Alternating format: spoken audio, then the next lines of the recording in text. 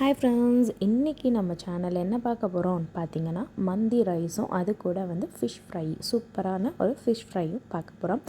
வாங்க இது எப்படி பண்ணலாம், என்னென்ன தேவை அப்படிங்கிறத பார்க்கலாம். இதுக்கு ஃபஸ்ட்டு ஃபிஷ்ஷை நான் இந்த மாதிரி கட் பண்ணி வாங்கிட்டேன்.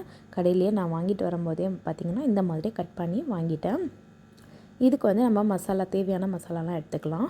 இதுக்கு கொஞ்சமாக உப்பு, அப்புறம் சிக்கன் ஃப்ரை மசாலா, எந்த ஃப்ரை மசாலா இருந்தாலும் ஓகே தான்.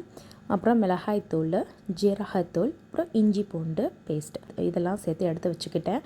அடுத்ததாக பார்த்திங்கன்னா ஒரு மிக்ஸி ஜாரில் ஒரு 1/4 வெங்காயமும், ஒரு 1/4 தக்காளி, கொஞ்சமாக புதினாவும், மல்லி இலை, அது கூட நம்ம எடுத்து வச்ச எல்லா மசாலாவையும் சேர்த்துக்கலாம். அது கூட ஒரு பாதி லெமன் கூட சேர்த்து நல்லா மிக்சியில் அரைச்சி எடுத்துக்கலாம். கொஞ்சம் வித்தியாசமாக இருக்கட்டுமேனு இந்த மாதிரி நான் இன்றைக்கி மசாலா ரெடி பண்ணி எடுத்துக்கிட்டேன். இது நம்ம ஃபிஷ்ஷில் நல்லா அப்ளை பண்ணி எடுத்துக்கலாம். இந்த மாதிரி ஃபிஷ்ஷுக்கு மசாலா நீங்கள் அப்ளை பண்ணிவிட்டு கொஞ்சம் நேரம் நம்ம ஊற வச்சிடலாம். நான் இதை பார்த்திங்கன்னா ஒரு நாள் முன்னாடியே இந்த மாதிரி மசாலா அப்ளை பண்ணிவிட்டு ஃப்ரிட்ஜில் வச்சுட்டேன். நெக்ஸ்ட் டே மார்னிங் தான் எடுத்து நான் இது ஃப்ரை பண்ணிக்கிட்டேன். இப்போ பார்த்திங்கன்னா மந்தி செய்கிறதுக்கு தேவையான பொருட்கள்லாம் நம்ம எடுத்து வச்சுக்கலாம். இதுக்கு பட்டை, கிராம்பு, ஏலக்காய், அப்புறம் முழு தனியா, முழு சீரகம், முழு சோம்பு, அப்புறம் ஒரு ட்ரைடு லெமன், இதெல்லாம் நான் எடுத்து வச்சுருக்கேன். இதெல்லாம் பார்த்திங்கன்னா எல்லாமே ஒரு 1 டீஸ்பூன் அளவுக்கு தான் எடுத்திருப்பேன். பட்டை ஒரு பெரிய பட்டையாக ஒரு பட்டை, ஏலக்காய் ஒரு 3, கிராம்பு ஒரு 3, அந்த மாதிரி அளவில் தான் எல்லாமே எடுத்துக்கிட்டேன்.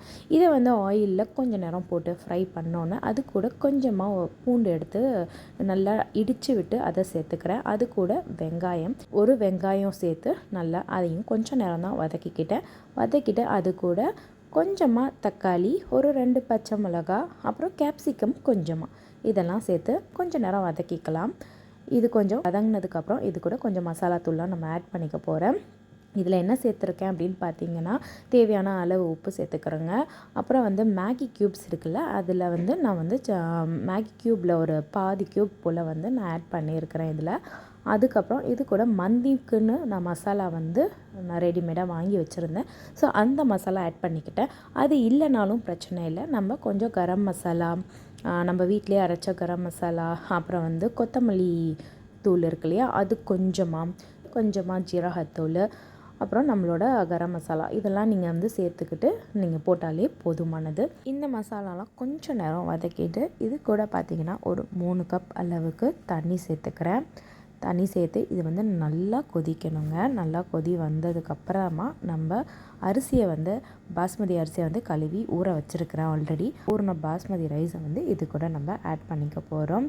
அதுக்கிடையே அது தண்ணி கொதிக்கிறதுக்கிடையே பார்த்திங்கன்னா ஃபிஷ்ஷும் நான் ஃப்ரை பண்ண போட்டிருக்கேன்.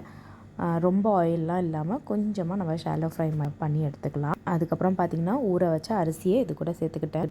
எவ்வளோ அரிசி சேர்த்துருக்கேன் அப்படின்னு பார்த்தீங்கன்னா இது கூட 1.5 கப்பு அரிசி நான் எடுத்திருக்கேன். அதுக்கு 3 கப் அளவுக்கு தண்ணி எடுத்துக்கிட்டேன். இது கொஞ்சம் கொதி ரைஸ் ஓரளவுக்கு இதானதுக்கப்புறமா நம்ம இதை நல்லா தம்மில் போட்டுக்கலாம். கொஞ்சம் மிக்ஸ் பண்ணி விட்டுட்டு கொஞ்சம் நேரம் நம்ம தம்மில் போட்டு எடுத்துக்கலாம். இது தம் ஆகிட்டுருக்கவே சரி, ஃபிஷ்ஷும் ஒரு பக்கம் நம்மளுக்கு ஃப்ரை ஆகிட்டு இருக்குது. அதுக்கிடையே நம்ம இந்த இதுக்கு மந்திக்குன்னு ஒரு சட்னி கொடுப்பாங்க. ஸோ அந்த சட்னி நம்ம ரெடி பண்ணிக்கலாம். அதுக்கு பார்த்திங்கன்னா தக்காளி, ஒரு பெரிய தக்காளியாக ஒரு தக்காளி எடுத்துக்கிறேன், இல்லைனா 2 தக்காளி கூட நீங்கள் எடுத்துக்கலாம் மீடியம் சைஸாக இருந்தால். வெங்காயம் ஒரு பாதி அளவு, பூண்டு ஒரு 2 பல் அளவு, அப்புறம் அது கூட கொஞ்சம் மல்லி இலை, புதினா, அப்புறம் ஒரு பச்சை மிளகாய் காரத்துக்கு ஏற்ற மாதிரி சேர்த்து இது கூட கொஞ்சமாக லெமனும் சேர்த்துக்கிட்டு தேவையான அளவு கொஞ்சம் தண்ணியும் ஆட் பண்ணிக்கோங்க.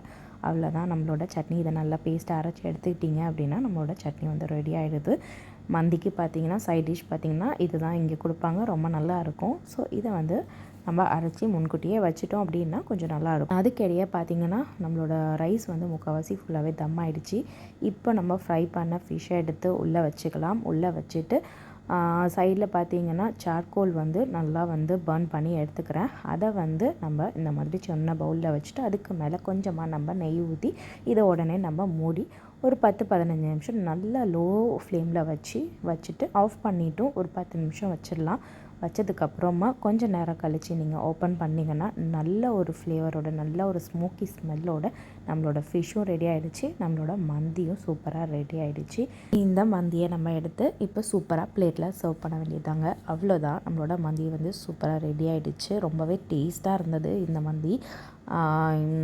என்னோடய சேனலில் பார்த்தீங்கன்னா நான் ஏற்கனவே ஒரு மந்தி ரெசிபி வந்து போட்டிருப்பேன். அந்த மந்தி ரைஸ் பார்த்திங்கன்னா கொஞ்சம் வித்தியாசமாக பண்ணியிருப்பேன். கண்டிப்பாக அந்த ஒரு ரைஸும் வந்து நீங்கள் வந்து ட்ரை பண்ணி பாருங்கள். அது ரொம்பவே ஃப்ளேவர்ஃபுல்லாக ரொம்ப சூப்பராகவும் இருந்தது அந்த ரைஸுமே.